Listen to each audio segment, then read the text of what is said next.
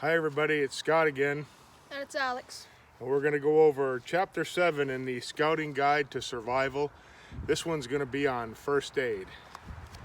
And first aid is a subject that's really important to me, I guess, because through my life as a Boy Scout, young man in the military, my time in search and rescue, and just life in general, I've had quite a few occasions where first aid or the knowledge of first aid came in handy. It was really important. I hope it's not bad luck, but I've been present during a number of people getting injured, some of them pretty bad. And the knowledge of first aid and how to expedite care really went a long way. It could have gone a lot better if I had a little better training in my younger years. So I'm going to start out telling a story.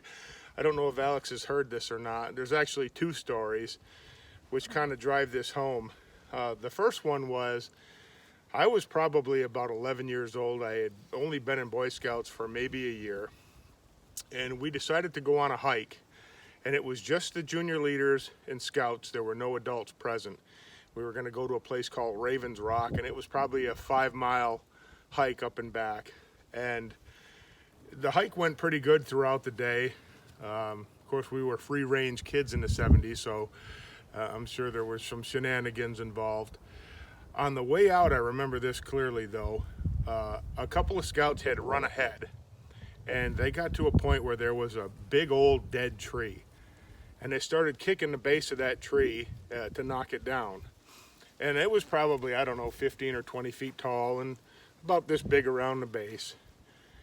And just about the time that tree started to fall, this young scout came around the corner, and it was almost like it was planned, but that tree fell and it hit him squarely, right on top of him. And he landed on his stomach, and the tree hit him on his bag, his backpack that he had in the back, and it kind of pile drived him into the ground. And immediately he started putting up quite a fuss and kicking and screaming and making a lot of noise.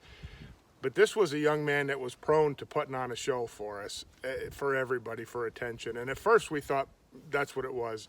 And I had just come around the corner just as this whole thing happened. And again, I was a young scout. I was in no position of authority or anything like that. I was kind of just a spectator watching this. And the older scouts that were there, older, I mean 14, 15, maybe 16 years old, said, come on, let's go, get up. And he said he couldn't get up. He couldn't move. He couldn't do it. And they thought he was putting on, so they picked him up and put him on his feet and started back down the trail. And as we went along down the trail, he would collapse and they'd have to carry him. And you know, I can remember thinking, I don't think we're supposed to move injured people, but I don't think I had a whole lot of training at the time. And again, I didn't have my voice yet. So they got to a spot after, I don't know, some distance, set him down and ran down to a farmhouse that was maybe a quarter of a mile away and was going to go get help. And they told us, other kids, to sit there and look after him, which we did as best we could. And it wasn't long after that, along up through the farmer's field came the ambulance, followed by a police car, and they got up there. And now we started to, me personally, I started to realize, oh, this is something serious. I mean, we got the ambulance involved, and of course we're all thinking we're going to get in trouble. And they came with the ambulance and strapped him down and took him away. And the rest of us finished our hike, and that was the end of it. Well, we found out soon later it had broken his back. No kidding. And the older kids that had moved him had done some significant damage. And I don't know how long he was in the hospital. It was quite some time. And he never fully recovered. There was always something a little off about him. I don't know what clinically they would call it, but now he was really in a bad state. He had to walk with the crutches that have the things that go around your arm to assist him to walk, and his speech was impaired, and he was real shaky. And he stayed in Boy Scouts. I couldn't believe he did, but he did.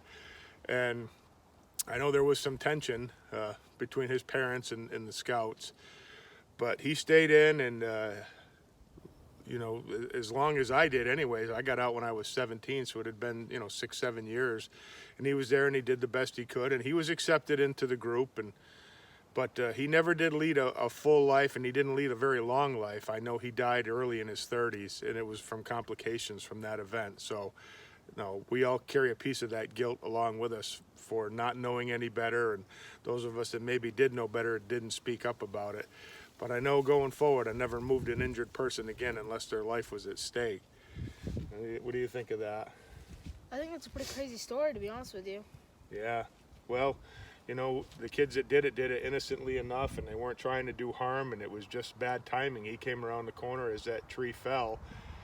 Yeah, probably shouldn't have been doing it. I don't know why they did it. I can't remember. It was a long time ago, almost 40 years ago, but things like that happen. You got to be responsible in the woods, and you know, that's a major reason that people get in trouble in the woods is they take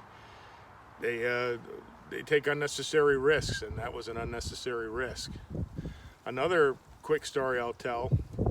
I was older now, maybe 15 or 16, and we had gone on a camp out to a place called Bear Swamp, and it was about a 2-mile hike in to one of those Adirondack lean-tos, and it was along a river. Bear Swamp is actually a hydroelectric plant in western Massachusetts. So we did this 2-mile hike in, and some of it was a little sketchy getting in because there's a ravine on your right-hand side, and this at the time wasn't really that established a trail, so you could go over if you needed to. That's going to become important in a little while.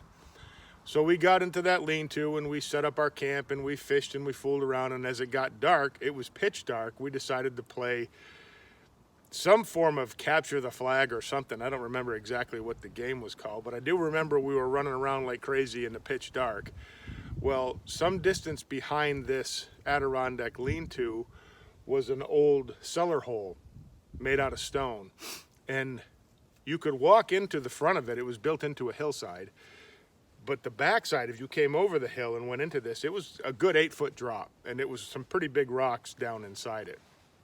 And this, it always seems to be this character, a different guy, was running in the dark, and he just careened off the side of this thing down into the hole.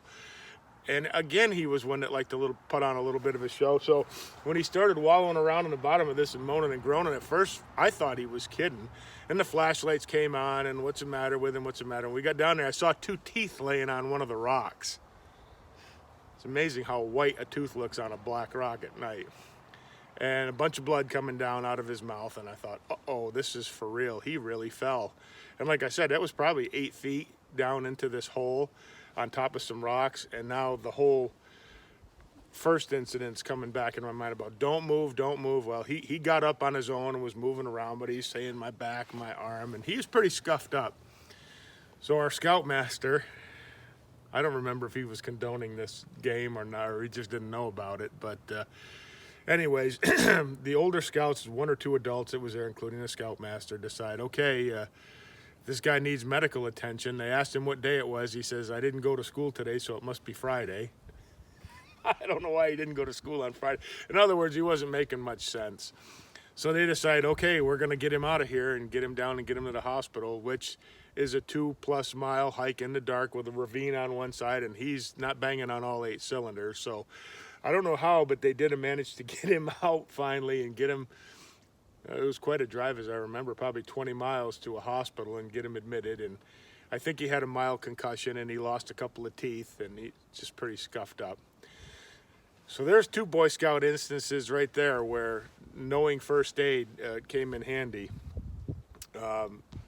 You know, and my grandmother used to always say, an ounce of prevention is worth a pound to cure. In other words, it doesn't take a lot of effort to avoid a problem, and once you're in it, it takes a lot to try to overcome it. You know, a major reason people get into trouble in the woods is they don't take care of themselves. They overexert themselves. They're not physically conditioned for the challenge at hand. If the only time you go hiking in the woods is on that big hunt out to Montana and you try to do a 10-mile day, you're going to be a hurting unit.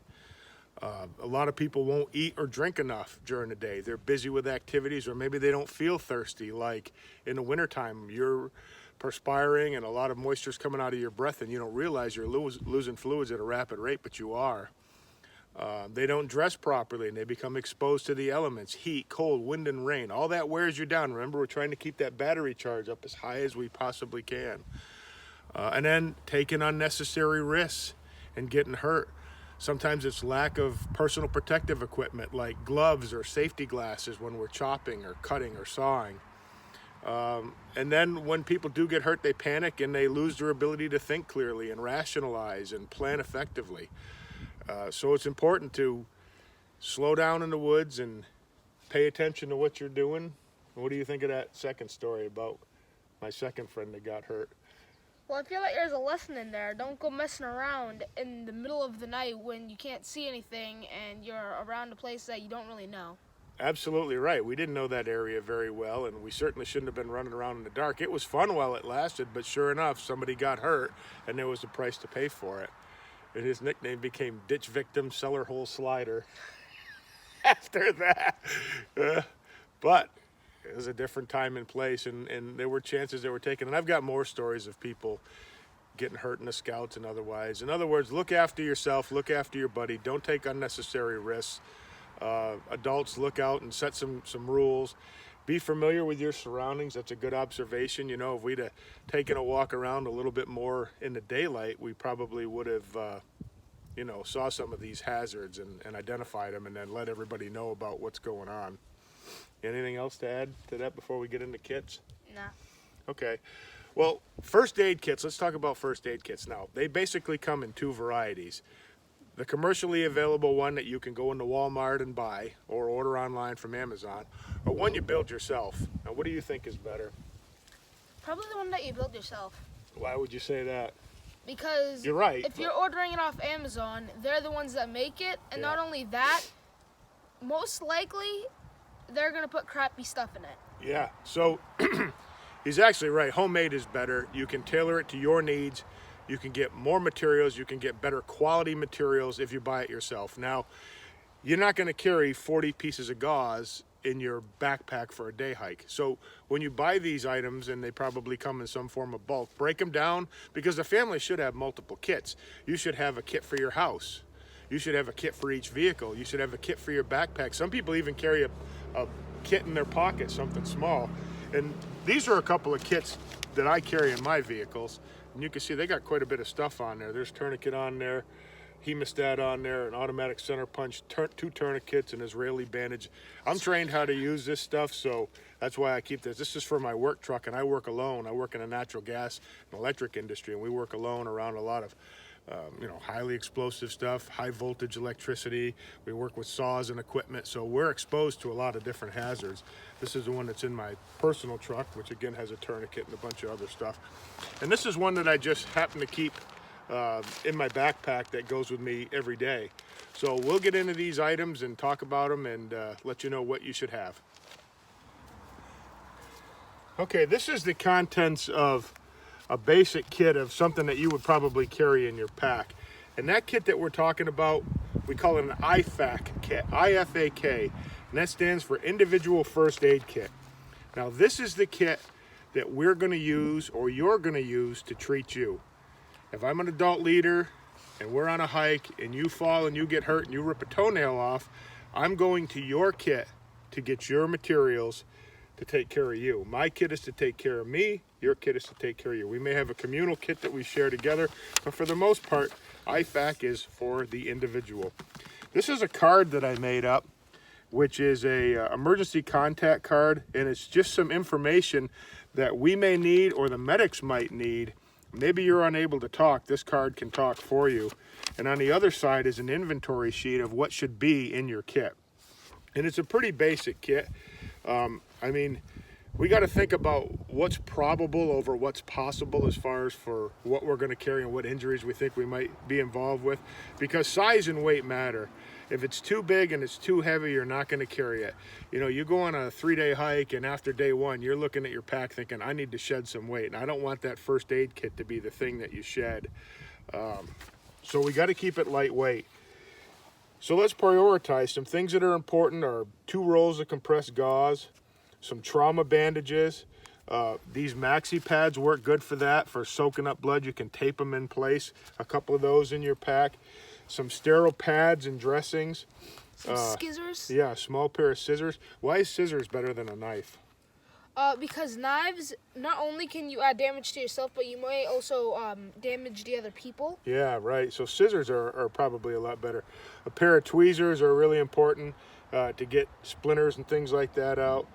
some assorted Band-Aids, some burn gel, some cortisone cream, ibuprofen or acetaminophen, that would be Advil or Tylenol depending on your preference and needs, some antiseptic wipes, and then if you need anything specifically, if you have specific medications that you take, or maybe an EpiPen if you're allergic to bee stings, that's why it's called an individual first aid kit. It's set to take care of you. These tourniquets I'll get into in the Israeli bandage at a later date. So that's just a quick rundown of a basic first aid kit, something that a backpacker would carry, or you might carry if you're fishing some streams, or maybe Alex carries one on his four-wheeler too, which is more like one of these bigger packs. The important thing is to inventory this kit regularly, replace any items that you use as soon as possible, and take a look at the expiration dates. Things like this wound seal here, this stuff doesn't last forever.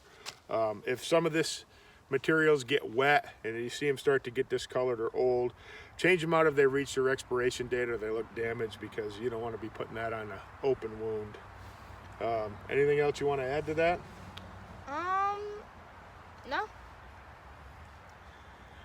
That's about it for me too. So this is just the first introduction to first aid. We wanted to go over first aid kits because being prepared, having the right materials goes a long way. Probably 3 parts. Yeah, I'll tell you something that I always carry in my pocket too is just a regular bandana like this. If it's clean, this can be used for a lot of things. You can make a headband, an eye patch, use it for direct pressure on a wound, make a tourniquet out of it. There's about 100 uses for one of these. Use it for a bee sting. That happened to me. Yeah, change it out regularly though. You can even use it as a water pre-filter, which we'll show you in the future. So, okay, that's it for now. Thanks. So while we were looking at the last video and getting ready to edit it, I talked to Alex a little more about that first incident where the young boy got hit by the tree. And there's actually more to that story, which I didn't get into. And after I talked to him about it, he thought it'd be a good idea because there's a pretty big lesson in there to learn. So when this young man came back to our troop, and he'd had his injuries and had his crutches and his speech was affected and a lot of things, there was a boy there that used to like to make fun of him. And he was one of the popular kids. He was good in sports and things like that. And he was relentless on picking on this boy. He would imitate him and walk behind him in his shaky fashion that he did and imitate his voice. It was quite upsetting, actually. But he got laughs out of some of the boys, and that continued for some time. Well, several years later, we were up at a summer camp, and we were doing our summer camp in a state forest. And as part of our service project, we were cutting down standing dead trees and clearing deadfall to get rid of the fire hazard. And we had plenty of adults out there, and there were chainsaws running in every direction. Well, this particular bully that was making fun of our first boy, he happened to be in the wrong place, and I'll be darned, but a tree came down, not as big, but a green tree came down and pile-drived him. I wouldn't believe it myself if I wasn't there to witness it. It drove him into the ground, and it messed him up, and he pooped his pants, and he had some sort of a seizure of some sort. I don't know what it was called, in front of everybody, and he got taken out by ambulance, and unbelievable. It definitely, karma came back and paid him a visit. And he was back later in the week. He finished off like for the Court of Honor at the end of summer camp. And I will tell you this, that he never picked on him again. I think he learned his lesson but well, and I think a higher power was looking down and gave him a little taste of karma. And Alex just thought it was important that I would share that part. And so I have.